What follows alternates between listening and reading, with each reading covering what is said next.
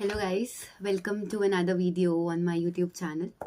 So today we are going to, explore a very beautiful topic which is suffering, and the question which is in my mind today just explains the basic paradox of life. And today we are going to talk about that, are you the only one who is suffering? Pain, suffering, losses, deaths, cremations, parting ways while breaking up with people and bidding people goodbye forever, even if they are a part of your family or your friends or your community. It triggers something in the human mind. And when grief or loss is the only thing that your mind is seeing, you rob yourself of hope, of happiness, of every small joy that is there in life. But what exactly is that? That is self victimizing, or maybe pleading in front of people to gain sympathy, or just realizing that maybe you need sympathy and you need people to say that, oh, something bad happened to you and life is pretty unfair. But till how long? And what do you think? Is God really so analytical? And are you on such a big trail of bad luck that out of a population of 7 billion or more, according to the latest stats, if it is, you will be the only person who will be picked by God to have a blessing, or a blessing in disguise, saying that, okay, my child, I have selected you out of this 7 billion big population, and you are going to be my favorite person to bless with all the sufferings. Is God really like that? No, he is not. And none of us is like that. I'm an Indian, and we Indian households have always been growing with this competitive mind, having, bagging first position in the classes and topping the universities, getting good grades, and just falling in love with the pattern of studies. And when we grow big, we realize that what a fake scenario we have always been getting ourselves bringed up on. Having a class of 40, being a part of that class, and fighting every day, leaving all your happiness, all your moments of joy to bag the first position in class. And then later in life, at my age, see, I am 26 today, you start victimizing yourself. You start feeling that you have missed all the goods in life. You have suffered through the worst of the pains. You have been, a tamper of loneliness, solitude. But who told you to do that? Your parents tell you to fight, to be competitive, but they never tell you to suffer.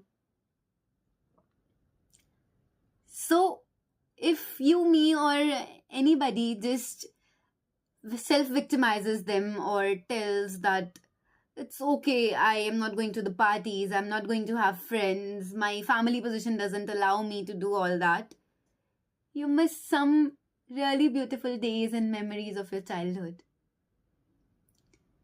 Life for everybody doesn't remain same throughout their journeys. Remember that. And God, who has created the nature, the land, the sun, moon, and stars, and we humans also,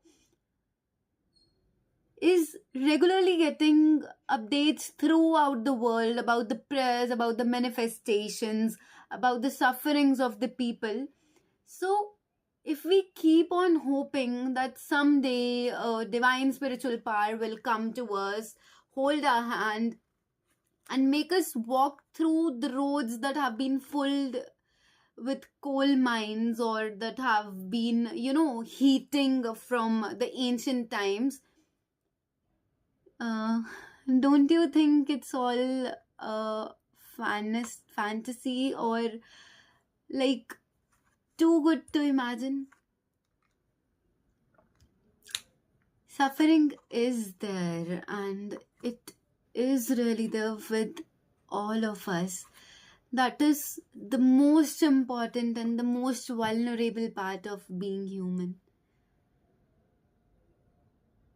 But what good is that suffering of if you cannot learn from it, and if you cannot redirect it into a journey or into a path where you can guide others who will still be going with that phase or who will still be facing all those things? So embrace your suffering, note down the lessons that life gives you, but do not keep it up to yourself. Do not victimize yourself. The world is a big, big place, and every day, every minute, people are suffering. You're not the only one who is suffering. So transform your pain or your journey into life lessons for someone, because somebody out there requires hope, requires inspiration, is at such a dull and low moment of life that all he or she might be able to think is ending up their life. So, if you have gone through a lot of sufferings, and if you can channelize it into guiding other people, wake up. This is your wake up call. Even if you help one individual out there, believe me, the relief that you are going to have, or the blessings that you are going to get from that human or its family or surroundings, might be enough to rekindle love and joy in your heart.